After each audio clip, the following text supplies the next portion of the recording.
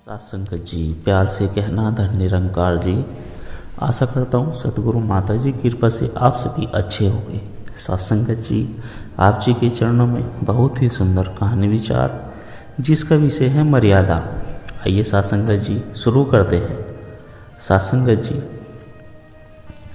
मर्यादा एक व्यापक शब्द है जिसका अर्थ सीमाएं, अनुशासन, शिष्टाचार और नैतिकता से जुड़ा होता है।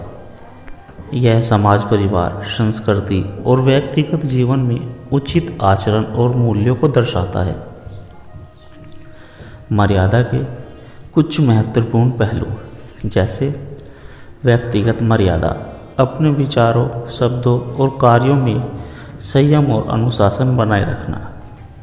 नंबर 2, सामाजिक मर्यादा, समाज में स्थापित नियमों और परंपराओं का पालन करना। धार्मिक मर्यादा, किसी धर्म या आस्था से जुड़े नैतिक और आचार संहिताओं का पालन। पारिवारिक मर्यादा, परिवार के संस्कारों और रिश्तों में सम्मान और अनुशासन बनाए रखना। मर्यादा का सबसे प्रसिद्ध उदाहरण भगवान श्री राम से जुड़ा है, जिसे मर्यादा पुरुषोत्तम कहा जाता है क्योंकि उन्होंने जीवन में सदैव आचरण आदर्श का पालन किया है। सत्संगत जी, गंगा किनारे बसा एक छोटा सा गांव था, शांत, सुंदर और नैतिक मूल्यों से भरपूर। वहीं एक वृद्ध संत रहा करते थे जिनका नाम आचार्य देव था। उनके पास दूर दूर से लोग ज्ञान प्राप्त करने आते थे। गांव में एक धनी व्यापारी था जिसका नाम महेश था।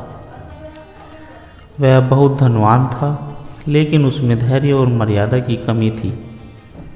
वह लोगों से रूखा व्यवहार करता, अपने घमंड में दूसरों का मान कर देता था। एक दिन महेश संत आचार्य देव के पास पहुंचा और बोला, गुरुदेव, मेरी संपत्ति बहुत है, लेकिन फिर भी मुझे सच्चा सम्मान नहीं मिलता। लोग मेरे धन से डरते हैं, लेकिन मुझे हरते से आदर नहीं देते। ऐसा क्यों? आचार्य देव मुस्कुराए और बोले, इसका उत्तर तुम्हें स्वयं खोजना होगा। कल सुबह तुम मेरे साथ जंगल चलो। अगले दिन महेश और संत जंगल की ओर चल पड़े। चलते चलते उन्होंने देखा कि एक विशाल नदी के किनारे 2 पेड़ खड़े हैं।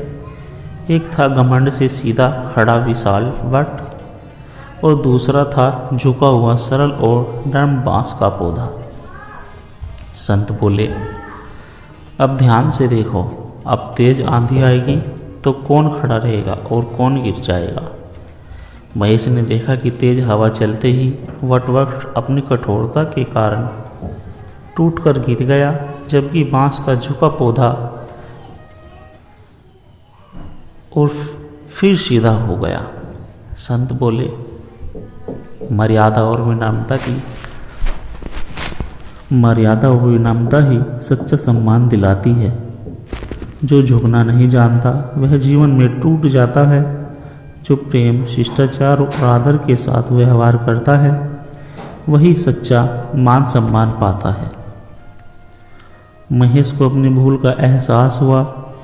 उसने प्रण किया कि अब वह घमंड छोड़कर विनम्रता और मर्यादा के साथ जीवन जिएगा। सत्संग जी, सच्चा सम्मान केवल धन से नहीं बल्कि मर्यादा, शिष्टाचार और विनम्रता से प्राप्त होता है। जो व्यक्ति अपने व्यवहार में संयम और मर्यादा बनाए रखता है वही सच्चे अर्थों में महान बनता है। सत्संगत जी, मर्यादा की परख। सुंदरपुर नामक गांव अपनी परंपराओं और उच्च नैतिक मूल्यों के लिए प्रसिद्ध था। इस गांव में एक राजा के समान आदर पाने वाले मुखिया थे जिनका नाम सत्यपाल था। वे न्यायप्रिय, धैर्यवान और मर्यादा का पालन करने वाले व्यक्ति थे। उनकी विशेषता थी कि वे कभी क्रोध नहीं करते और हर समस्या को धैर्य और शांति से हल करते हैं। एक दिन गांव में एक अनजान युवक आया। उसका नाम अर्जुन था। वह शिक्षित था, परंतु उसका स्वभाव तर्कशील था। उसे गांव की मर्यादा और परंपराओं का पर विश्वास नहीं था। वह सोचता था कि मर्यादा केवल कमज़ोर लोगों के लिए बनाई गई सीमा है। गांव के लोग उसे सम्मान देते, लेकिन वह हर नियम पर प्रश्न करता। सत्यपाल ने उसे समझाने की कोशिश की, परंतु अर्जुन ने उनकी बातों को ठुकरा दिया। अर्जुन ने एक दिन सभा में घोषणा की, मर्यादा कोई शक्ति नहीं बल्कि एक बंधन है। मैं यह साबित कर सकता हूँ कि जो व्यक्ति क्रोधित नहीं होता वह कायर होता है। गांव वालों में हलचल मच गई। सत्यपाल मुस्कुराए और बोले, यदि तुम्हें ऐसा लगता है तो मैं तुम्हें एक अवसर देता हूँ। अगले 7 दिनों तक तुम मुझे क्रोधित करने की पूरी कोशिश करो। यदि मैं क्रोधित हो गया तो मैं स्वयं स्वीकार कर लूँगा कि मर्यादा एक बंधन है, लेकिन यदि मैं शांत रहा तो तुम्हें मानना होगा कि मर्यादा ही सच्ची शक्ति है। अर्जुन ने यह चुनौती स्वीकार कर ली। अर्जुन ने अपनी परीक्षा शुरू की। पहले दिन उसने सत्यपाल के रास्ते में कांटे बिछा दिए, लेकिन सत्यपाल बिना कुछ कहे आगे बढ़ गए। दूसरे दिन अर्जुन ने उनकी सभा में आकर उन्हें अपशब्द कहे, परंतु सत्यपाल ने शांत भाव से उत्तर दिया, तुम्हारे शब्द तुम्हारे विचारों का प्रतिबिंब है, मेरे नहीं। तीसरे दिन अर्जुन ने उनके भोजन में अधिक नमक डाल दिया, पर सत्यपाल ने बिना कोई शिकायत किए भोजन कर लिया। अर्जुन हर दिन कुछ नया प्रयास करता, लेकिन सत्यपाल की मर्यादा नहीं टूटी। 7वें दिन अर्जुन ने गांव के लोगों को इकट्ठा किया और बोले, मैंने हर संभव प्रयास किया, लेकिन सत्यपाल जी को क्रोधित नहीं कर सका। सत्यपाल मुस्कुराए और बोले, मर्यादा के नियम नहीं, यह आत्म संयम और धैर्य की शक्ति है। क्रोध और तर्क से किसी को नहीं जीता जा सकता, लेकिन धैर्य और शांति से हम दूसरों को बल देते हैं। अर्जुन को अपनी गलती का एहसास हुआ। उसने सत्यपाल के चरणों में गिरकर माफ़ी मांगी और कहा, आज से मैं भी मर्यादा का पालन करूंगा। सासंगत जी, मर्यादा केवल सीमाएं नहीं बल्कि आत्म संयम और सच्चे बल की पहचान है। जो व्यक्ति अपनी भावनाओं को नियंत्रण कर सकता है वही सच्चा वीर होता है। सासंगत जी, मर्यादा की राह। राजनगर राज्य में एक प्रसिद्ध योद्धा था जिसका नाम वीरेंद्र सिंह था। वह परिक्रमी था, युद्ध कौशल में निपुण था और अपनी वीरता के लिए जाना जाता था, किंतु उसमें एक दोष था। वह अपनी शक्ति के कारण कभी कभी अभिमान कर बैठता था और कई बार मर्यादा की सीमाएं लांघ जाता था। एक दिन राजा ने वीरेंद्र को बुलाया और कहा, तुम एक महान योद्धा हो, लेकिन तुम्हारी परीक्षा अभी बाकी है। मैं चाहता हूँ कि तुम एक विशेष मिशन पर जाओ। वीरेंद्र ने गर्व से पूछा, महाराज, कौन सा युद्ध लड़ना है? राजा मुस्कुराए और बोले, यह कोई युद्ध नहीं बल्कि तुम्हारे धैर्य, संयम और मर्यादा की परीक्षा है। तुम्हें हिमालय के पर्वतों में स्थित तपस्वी ऋषि वशिष्ठ जी से मिलना होगा और उनसे यह सीखनी होगी कि सच्ची शक्ति क्या होती है। वीरेंद्र यात्रा पर निकल पड़ा। रास्ते में उसने कई कठिनाइयों का सामना किया। तेज तूफान, घने जंगल, जंगली जानवर, लेकिन उसने हार नहीं मानी। कई दिनों की यात्रा के बाद वह ऋषि वशिष्ठ के आश्रम पहुंचा। वहां पहुंचते ही उसने कहा, ऋषिवर, मैं युद्ध में अपराजित हूँ, पर राजा ने मुझे आपके पास भेजा है ताकि मैं सच्ची शक्ति को समझ सकूं। कृपया मुझे यह ज्ञान दे। ऋषि मुस्कुराए और बोले, पहले तुम्हें 3 परीक्षाएं पास करनी होंगी। ऋषि ने वीरेंद्र को एक गांव भेजा जहां लोग उनका अपमान करते थे। उन्होंने उनके कपड़े गंदे कर दिए, अपशब्द कहे, लेकिन वीरेंद्र चुपचाप खड़ा रहा। वह गुस्से से कांप रहा था, लेकिन उसने खुद को रोका और गांव वालों को कुछ नहीं कहा। जब वह ऋषि के पास लौटा तो उन्होंने पूछा, क्या तुमने युद्ध किया? वीरेंद्र ने सिर झुका लिया, नहीं, मैंने क्रोध को सह लिया। ऋषि बोले, जो अपने क्रोध को जीत सकता है वही सबसे बड़ा योद्धा होता है। अगले दिन ऋषि ने वीरेंद्र को जंगल में भेजा और कहा, रास्ते में तुम्हें एक स्वर्ण मुद्राओं से भरा हुआ संदूक मिलेगा।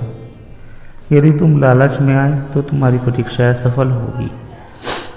वीरेंद्र को संदूक मिला। एक पल के लिए उसके मन में लालच आया, लेकिन उसने सोचा, मैं केवल युद्ध कौशल से महान नहीं बन सकता, मुझे चरित्र की भी मर्यादा बनाए रखनी होगी। उसने संदूक को अनदेखा कर दिया और ऋषि के पास लौटा। ऋषि बोले, संपत्ति को संभालना आसान है, लेकिन उस पर नियंत्रण रखना कठिन है। जो लालच से परे होता है वही सच्चा योद्धा होता है। अंतिम परीक्षा में ऋषि ने वीरेंद्र को एक गरीब वृद्ध महिला के घर भेजा और कहा, यदि तुम वास्तव में सच्चे योद्धा हो तो उसका दिल जीत कर आओ। वीरेंद्र वृद्धा के पास गया और उसने देखा कि वह बहुत निर्धन थी। उसने वृद्धा की सहायता की, उसके लिए भोजन बनाया और उसकी झोंपड़ी की मरम्मत की। वृद्धा ने आशीर्वाद दिया और कहा, शक्ति केवल तलवार में नहीं बल्कि सेवा में भी होती है। जब वीरेंद्र ऋषि के पास लौटा तो ऋषि बोले, अब तुम सच्चे योद्धा बन गए हो। क्रोध, लालच और अहंकार का नियंत्रण ही मर्यादा की सच्ची पहचान है। वीरेंद्र ने सिर झुकाकर प्रणाम किया और कहा, अब मैं समझ गया कि युद्ध जीतने से ज़्यादा महत्वपूर्ण है अपने मन को जीतना। वह वापस राज्य में लौटा और अपनी मर्यादा और विनम्रता के कारण सबसे सम्मानित योद्धा बन गया। सत्संग जी, सच्ची शक्ति केवल बाहुबल में नहीं बल्कि आत्म संयम, धैर्य और मर्यादा के पालन में होती है। जो अपने क्रोध, लालच और अहंकार पर काबू पा लेता है वही सच्चा योद्धा और सच्चा नेता बनता है। सत्संग जी, आत्मा की खोज। कई वर्षों पहले हिमालय की गहराइयों में बसा एक छोटा सा गांव था जिसका नाम शांतिपुर था। यह गांव अपनी आध्यात्मिकता और संतों के लिए प्रसिद्ध था। वहीं एक युवक रहता था जिसका नाम आनंद था। वह तेजस्वी, बुद्धिमान और जिज्ञासु था, लेकिन उसके मन में एक गहरी बेचैनी थी। आनंद के हृदय में सदैव यह प्रश्न उठता, जीवन का वास्तविक अर्थ क्या है? क्या मृत्यु के बाद कुछ शेष रहता है? आत्मा क्या है?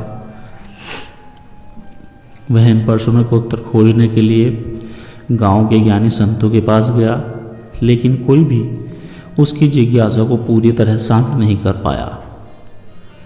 एक दिन उसे पता चला कि हिमालय की ऊंचाइयों में एक सिद्ध महायोगी रहते हैं जिनका नाम स्वामी ऋत्विज था। कहा जाता है कि उन्होंने आत्मा के रहस्य को समझ लिया है।